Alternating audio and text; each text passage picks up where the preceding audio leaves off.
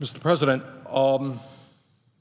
as I think everyone knows, the President of the United States, President Obama, and the Republican leadership have reached an agreement on a very significant tax bill. In my view, the agreement that they reached is a bad deal for the American people.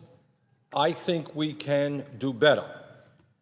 And I am here today to take a strong stand against this bill, and I intend to tell my colleagues and the nation exactly why I am in opposition to this bill. You can call what I'm doing today whatever you want. You can call it a filibuster. You can call it a very long speech. I'm not here to set any great records or to make a spectacle. I am simply here today to take as long as I can to explain to the American people the fact that we have got to do a lot better than this agreement provides.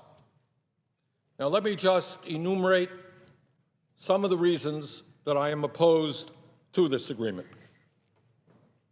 First, as everybody knows, this nation has a record-breaking $13.8 trillion national debt at the same time as the middle class is collapsing and poverty is increasing. And, Mr. President, I think it's important that we say a word, because I'm not sure that a lot of Americans necessarily know this, about how we got to where we are today in terms of the national debt. I know there are some people who think that this all began the day that President Obama took office.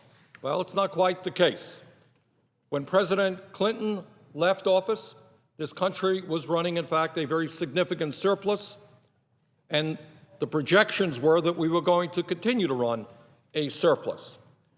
During the 8 years of President Bush, for a number of reasons, including the war in Iraq, the war in Afghanistan, including huge tax breaks for the wealthiest people in this country, including a Medicare Part D prescription drug program, and including the Wall Street bailout, among other things, all of which were not paid for. Those are the primary reasons that we saw an almost doubling of the national debt during the Bush administration. And since President Obama has been in office, we have passed a stimulus package, also adding to the deficit and national debt. But here we are today with a $13.8 trillion national debt, $1.4 trillion deficit, and almost all Americans are in agreement that this is a very serious issue.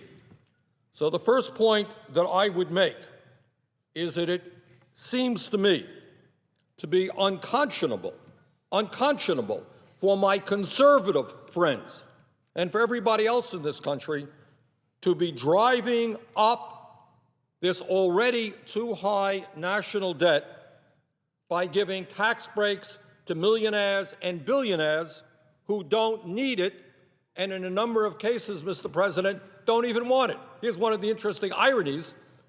There are lists of many, many very wealthy people who've come forward and say, sure, I want a tax break. Everybody wants a tax break. But you know what? There are other priorities in this country. I don't need it. And two of the wealthiest people in the world,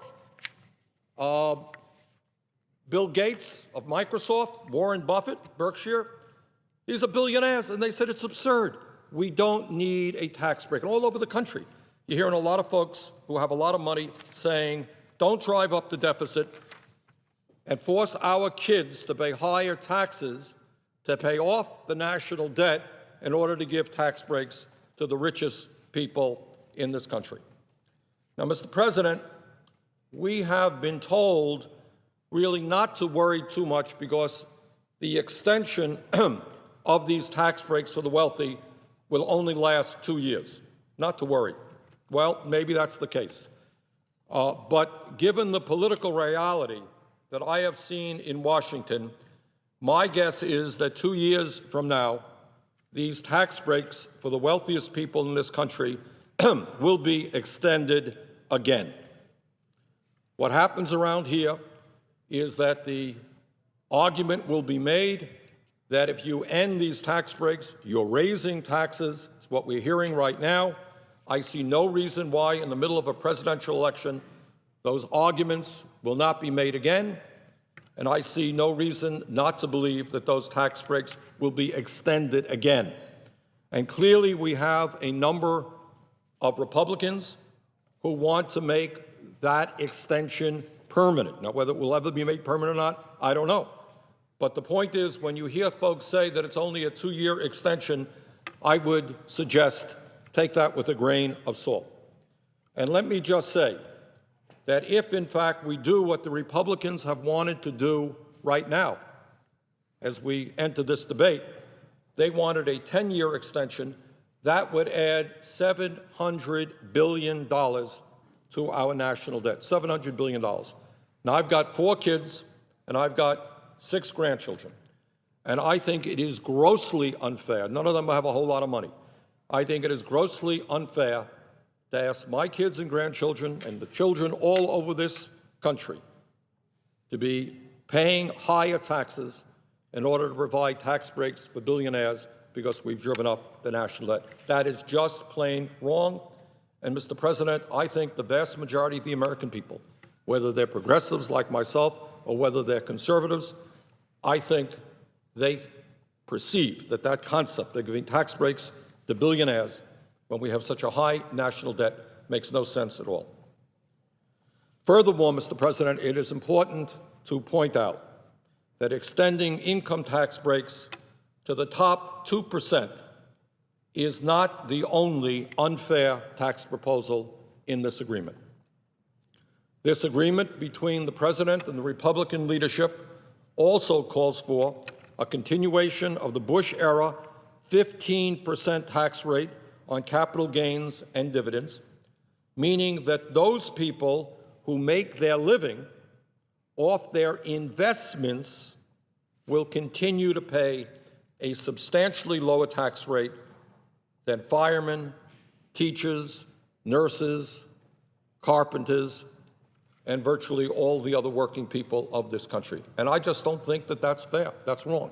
And we are continuing, if this agreement were to be passed, that unfair arrangement. Mr. President, on top of all of that, this agreement includes an horrendous proposal regarding the estate tax. And that is a Teddy Roosevelt initiative. Teddy Roosevelt was talking about this in the early years of the 20th century. It was enacted in 1916. And it was enacted for a couple of reasons. Teddy Roosevelt and the people of that era thought it was wrong that a handful of people could have a huge concentration of wealth and then just give that wealth, transmit that wealth to their children. He didn't think that that was right. Furthermore, it was a source, a progressive and fair source of revenue. Under the agreement struck between the Republican leadership and the President, the estate tax rate, which was 55% under President Clinton, and let's all remember, we had problems with the economy under President Clinton, but very few will deny that during those years we were creating a heck of a lot more jobs than we did under President Bush. That's the fact. Over 20 million jobs under President Clinton. We lost 600,000 private sector jobs under President Bush. During the Clinton era, the tax rate on the estate tax was 55%. What this arrangement would do is lower that tax rate to 35% with an exemption on the first $5 million of an individual's estate, $10 million for couples. Now, here's the important point, Mr. President, that I think many people don't know, because I have to confess, my Republican friends and their pollsters and their language people have done a very good job. This is the so-called death tax. And I think all over America, people are saying, oh, this is terrible. I have $50,000 in the bank, and I want to leave that to my kids, and the government is going to take 55% of that, 35% of that. What an outrage. So let us be very, very clear. This tax applies only to the top 0.3% of American families. 99.7% of American families will not pay one nickel in an estate tax. This is not a tax on the rich. This is a tax on the very, very, very rich. And if my Republican friends had been successful in doing what they want to do, which is eliminating this estate tax completely, it would have cost, Mr. President, our Treasury, raised the national debt by $1 trillion over a 10-year period. Families like the Walton family of Walmart fame would have received, as one family, about a $30 billion tax break. So I find it hard to believe that when we are talking about massive cuts in programs for working families, when we have this huge national debt, that anybody would be agreeing to lowering the estate tax rate to 35%. That is what this agreement does, and I think that that is a very, very bad idea. And once again, while the agreement on the estate tax is for 2 years, once again, there is very little doubt in my mind that the Republicans will continue to push for lower and lower estate tax rates because what they want, and I think Senator Kyle has been pretty clear about this, they want to permanently repeal that tax. That is $1 trillion in tax breaks to the top 0.3%. So I think we're down a bad path there, and that's another reason why this agreement does not make a whole lot of sense.